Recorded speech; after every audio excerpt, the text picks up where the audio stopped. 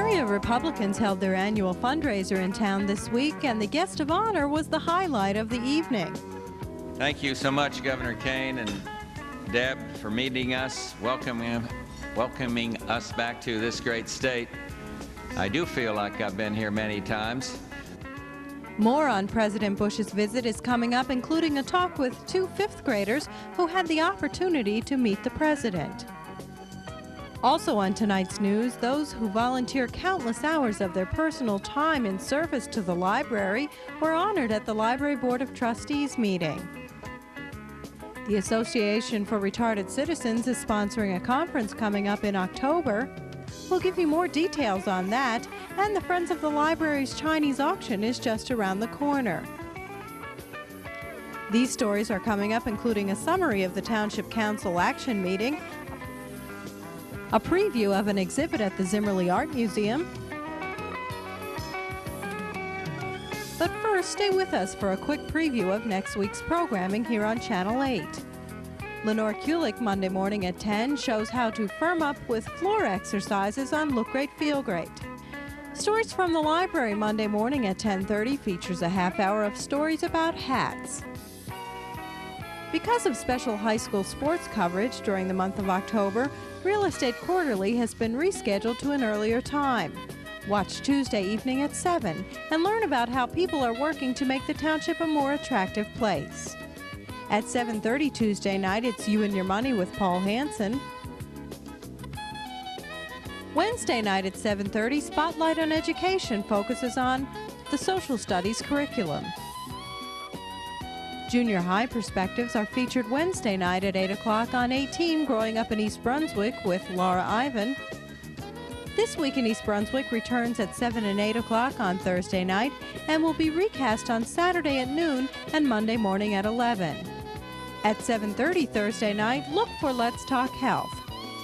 For more programming information and high school sports updates, check the Community Bulletin Board. At the end of 2 days of talks at the United Nations in New York, President George Bush came to East Brunswick in support of New Jersey's Republicans. Steve Sackman was there. I'm at the Ramada Renaissance Hotel, where tonight the President and Mrs. George Bush will be attending a fundraising dinner for the New Jersey Republican Party. Middlesex County was chosen for this fundraising dinner because political strategists believe that the Republicans in this area have a very good opportunity to win key victories in this upcoming election. This visit shows the President's commitment to Middlesex County Republicans. Former New Jersey Governor Tom Kean will be introducing the President, while Assemblyman Bob Frank of Union will act as Master of Ceremonies. I mentioned Mike Castle in education, and I might well hark back to the leadership Tom Kean gave in education. Everyone in this state, everyone in the nation knows of his leadership on education. But our America 2000 education strategy is generating a crusade for excellence in education in state after state and community after community. And your own Tom Kean, as I say, chairs what we call the New American Schools Development Corporation. It's an innovative part of the American 2000 strategy. Across the board, we've got a good record on education, and if I might be permitted a word of pride, I happen to think the First Lady's doing a pretty darn good job on volunteer and literacy as well. The standing O.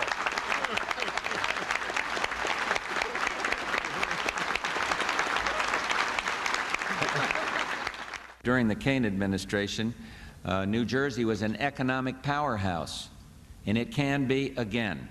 And it's time to unleash this power of the imagination. Tom touched on that and worked on that when he was the governor. It's time to do that now. And it's time to bring common sense government back to Trenton. And speaking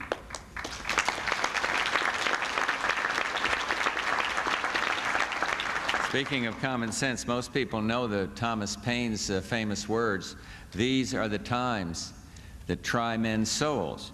But most people don't know that Thomas Paine, true story, wrote those words while in New Jersey during the American Revolution. Well, these times, let's face it, try men's souls. And once again, you can make history in New Jersey. May not have that same context of a revolution or particularly when you compare it to the changes that are taking place all around the world still, in Eastern Europe and hopefully in the Middle East and other areas. But this year you can do something about it. This year, this state can go Republican, and I believe that the people of this state deserve leadership and common sense, and I think that means they deserve a Republican Assembly and a Republican Senate. So I came up here tonight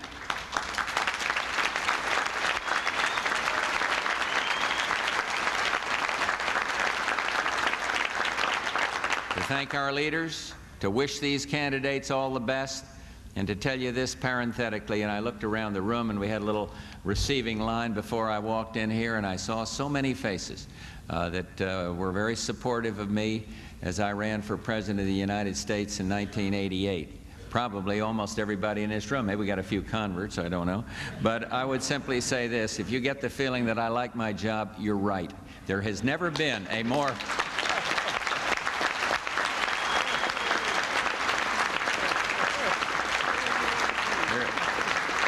There has never been a more exciting time in recent history to be President of the United States. I'm proud to be there. I'm grateful for your support. Now give me the kind of philosophical support in Trenton, and I'll be happier still. Thank you very, very much.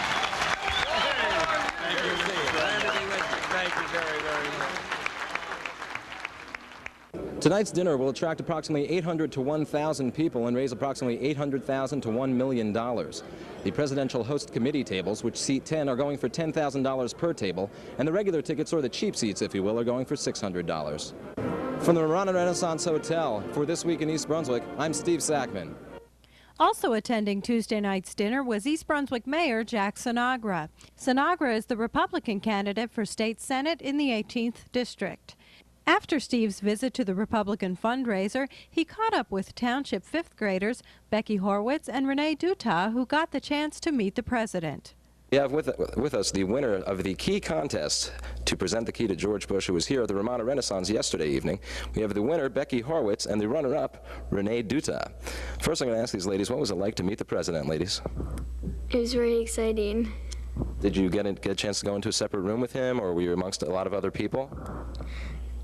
We were in a separate room backstage. So did he talk to you, or did he just walk by you and say hi, or did you have a chance to actually sit and chat with him? Well, we didn't actually get a chance to sit and chat with him, but he did say hi, I guess. And when you presented him with the key, what exactly went on? Fill us in. What went on? We weren't there. We want to know. Well, he said thank you, and he looked at it for a long time. He was like saying, repeating what it was on it, and then he just put it down. Now, I would imagine that you two ladies were probably the celebrities of your school. Now, Becky, what school do you go to? Bound Monroe. And you, Renee? Central. Okay, now at Bound Monroe, I'm sure throughout the day people were asking you, what was it like to meet the president? Were you excited? Now, I know you both have to be excited just knowing that this is part of East Brunswick history, and knowing, Becky, that your key being the first place, it's going to be used forever and ever as the key to East Brunswick. How's that feel? I'm happy about that, and it's exciting. Now, it's got to be also a time for you both to think about, as this is happening to you, what is it that you want to be when you grow up? Maybe an artist, but I'm not sure. Okay, and an artist because of the art that was in your key? Maybe. Okay, well, tell us about your key. Unfortunately, we don't have them in front of us right now, but tell us about it. Well, it was a flag, and the shape of the key was outlined on it, and in the middle was the two two flags crossing each other, and there was like an eagle on the side, and on the lines, there was written East Brunswick Public Schools excellence in academics, athletics, and the arts. Oh, great. And I guess all the flags really pertain to the fact that East Brunswick is a very patriotic township, right? Very good. And you, Becky, tell us about your key. Well, it had an old historic church to represent the old part of East Brunswick. Had a forest, because there's lots of forests and trees around here. It had a book, because to represent the good library. And it had like a city part, because all the stores and everything. Very good. Now, I understand the president also gave you guys something special. What was that? It was a pin, and it had it said on, like around it, it said the seal of the President of the United States, and then in the middle there was the key, and I mean there was the seal, and in the back was his like engraved signature. Oh, really? The president's engraved signature on back of the pin. Very interesting. Now I'm going to ask you one last question, and you don't have to tell me if you don't want to. I'm curious. What are you, Republican or Democrat? I don't know. Good answer. Very, very political. Very good answer. Well, that's about it here from East Brunswick, and I want to thank these ladies for joining me. Hi, I'm Josephine Fiamingo.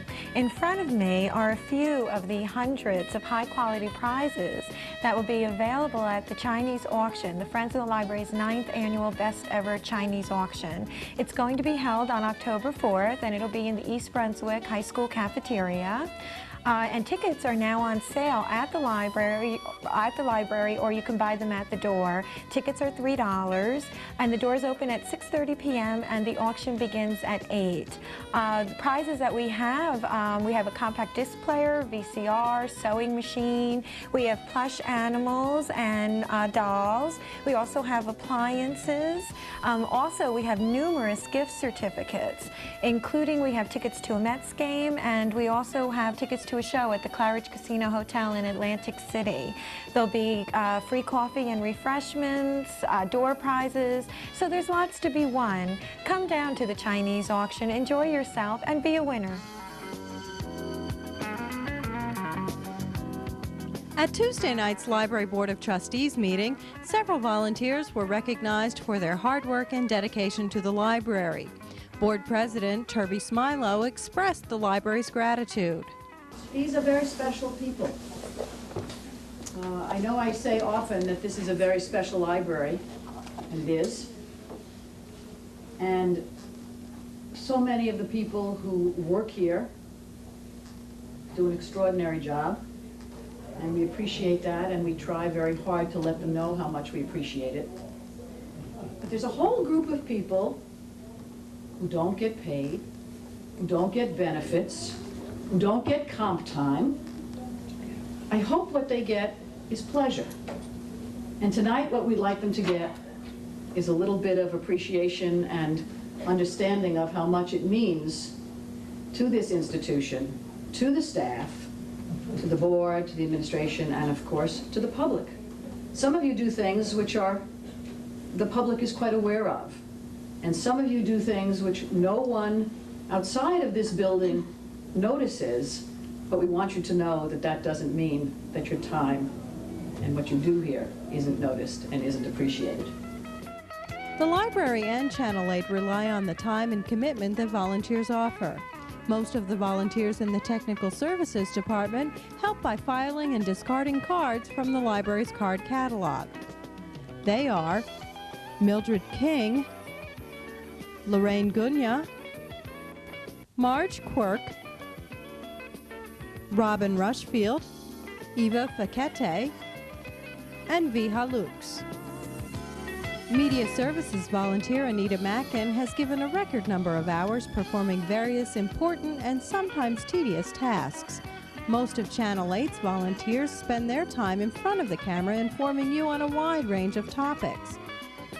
Those volunteers, some of whom might be familiar to you, are Dolly Vasta, Brian Murray, John Megliaro, Lenore Kulik, Laura Ivan, Peggy Ballister Howells, Phil Hill, Paul Hansen, Dana Eagle, Stuart Davis, Anne-Marie Anderson, and Jim Allender. The staff and crew here at Channel 8 would especially like to thank our volunteers for their commitment and dedication and their invaluable contribution to the success of Channel 8. This exhibition, dealing with original printmaking at the end of the 19th century in France, is at Rutgers University, the Zimmerli Art Museum in the New Brunswick campus until November 17th. I hope that you'll have a chance to see this show because it gives not only the history of a very brief period of time, when artists were trying to show that printmaking was as important as painting and sculpture. But it also tells us a lot about French society and the interest of many artists at the end of the 19th century in Europe. The first work that I think you will encounter when you come to the museum is this work by Toulouse-Lautrec. It is a cover for the first year of the L'Estampe Originale, and it shows a press, a printing press, with the printer, the craftsman actually, named Père Cotel in the background, pulling a proof off of the press and giving it to the woman standing at the end of it, and she is the actress Jeanne Avril. She was a close friend of Toulouse-Lautrec, and Toulouse-Lautrec created this image in order to show the public that printmaking was a process that combined the artist, that is Toulouse-Lautrec, and the craftsman, Père Cotel. And it was an art that was now very popular with modern society, and that was represented by Jeanne Avril. L'Estampe Originale is an exhibition of 94 works of art by about 74 artists. And it shows a wide range of artistic interests, from the very established artists such as Whistler, to Puvis de Chavannes, and to the younger artists such as Toulouse-Lautrec and his friends like Pierre Bonnard and Edouard Villard.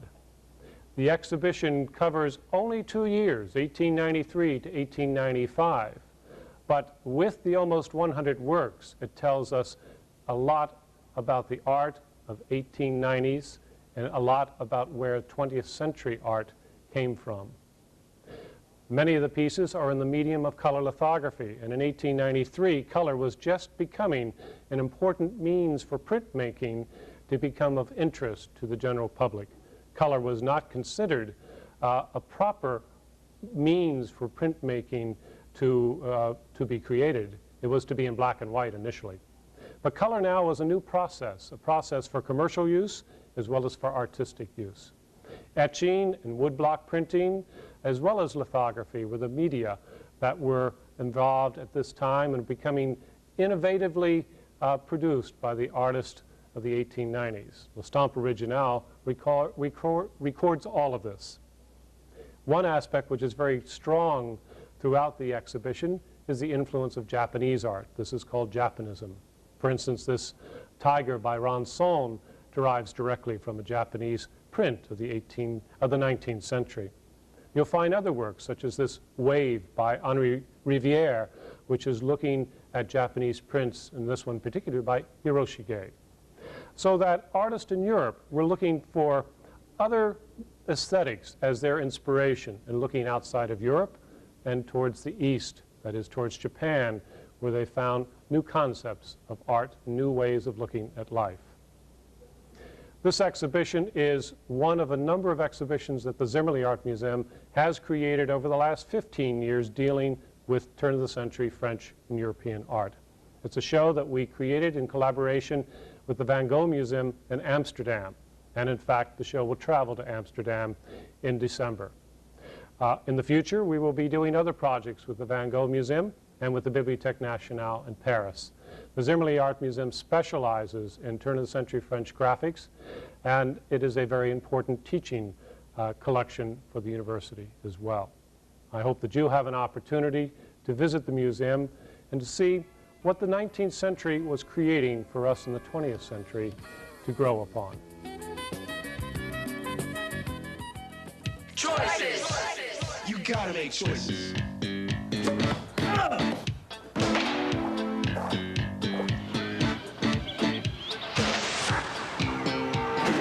Hey kid, you wanna fly?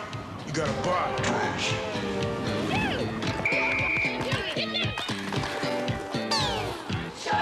Come on kid, let me hook you up. Exercise the right choice. Visit your local park and recreation department today. Hi, I'm Sandra Landman for This Week in East Brunswick. On Saturday, October 5th, The Association for Retarded Citizens of New Jersey will hold its annual convention at the Somerset Hilton in Franklin Township. This is an important event for persons in our state and community with developmental disabilities, their families, and for the people who care for persons with developmental disabilities. With me today are Patricia Schillingberg, on my near right, the convention chairman, and Fran Maher, who is a member of the convention committee. Welcome, and thank you for coming to This Week in East Brunswick. Thank you for having us. Thank you. Fran, could you please explain to me the convention theme, Taking Charge? What is the significance of that?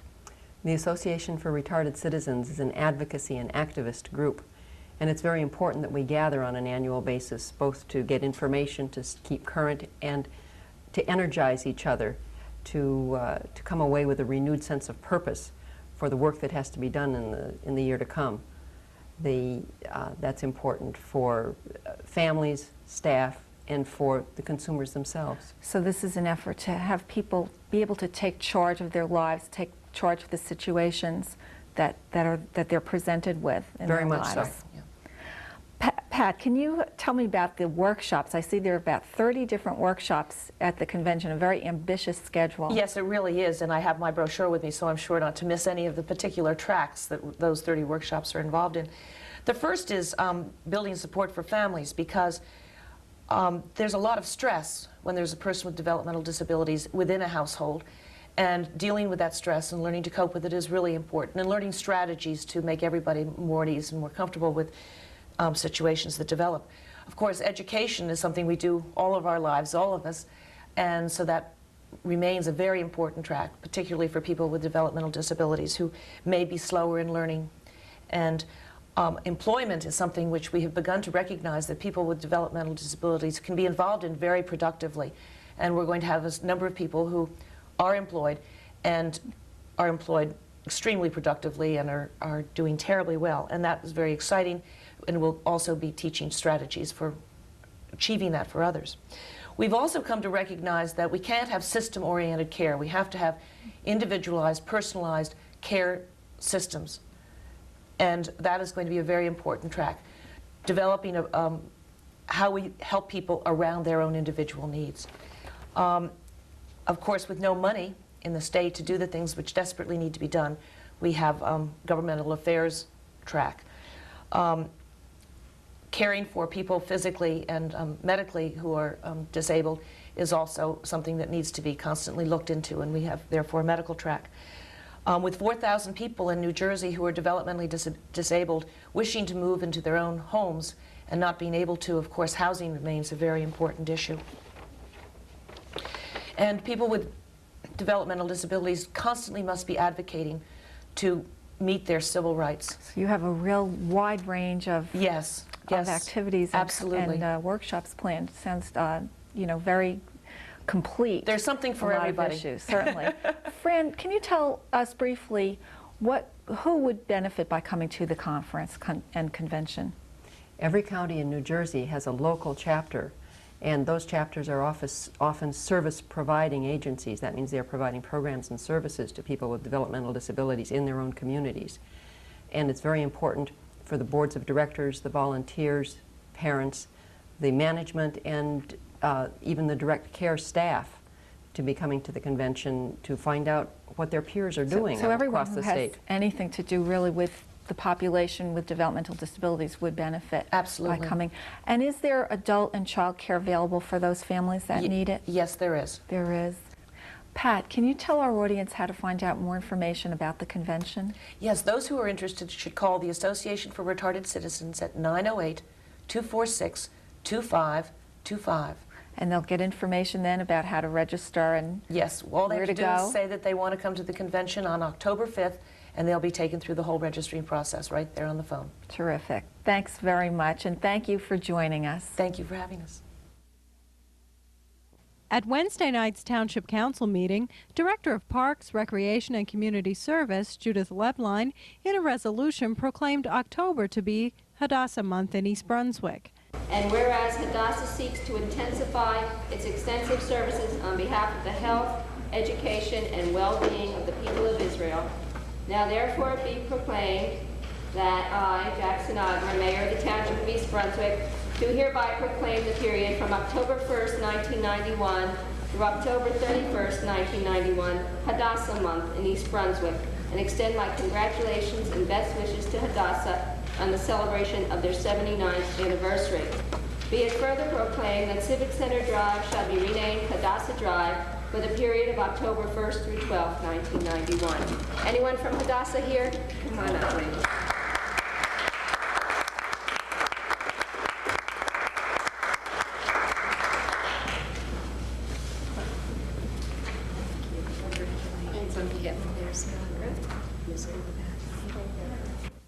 The Council approved a modification of licensing Chapter 135 by changing the zoning requirements regulating the seasonal sale of Christmas trees.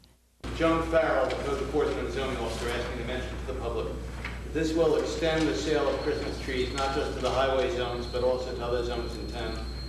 It means that they can be sold, for example, at the Dairy Queen on Milltown Road and also in the Church Lane area where there are sales. But it would be subject to the approval of the zoning officer who would take care of things such as buffering to make sure that lights don't go on to neighboring houses and site and ingress and egress. In other council news, as part of the consent agenda, the council approved the establishment of a cable television advisory committee. This committee will review complaints from residents about existing cable service in the township. The committee will consist of representatives from various segments of the community. So what I'd like to amend it to is in the second paragraph where it reads, will be to evaluate the complaints of East Brunswick residents, just add and make recommendations to improve cable television service. The council also passed a resolution authorizing the township to retain the firm of William H. Harrison and Associates of Dallas to conduct a financial feasibility and marketing study of the East Brunswick Community Beach. I think that at this present time, why even think about something like this? Because our friend Councilman Clark said, well, you've got to be innovative. Sure, we can be innovative. We can showcases everywhere, but somebody has got to pay the bill. There are a lot of people who would like to use the pool. I want a consultant now, and I'm willing to pay the $7,000 just to tell us whether our in-house people, the ad hoc committee, have come up with reliable figures. If I'm going in for a surgical procedure, I'm going to get a second opinion. I'd be stupid not to. This is a tough time. This is a time that we have to be concerned about the finances. Well, this is exactly what we're doing by authorizing this contract. Councilman Joe Hudak cast the only opposing vote. That's it for this edition of This Week in East Brunswick. Thanks for watching.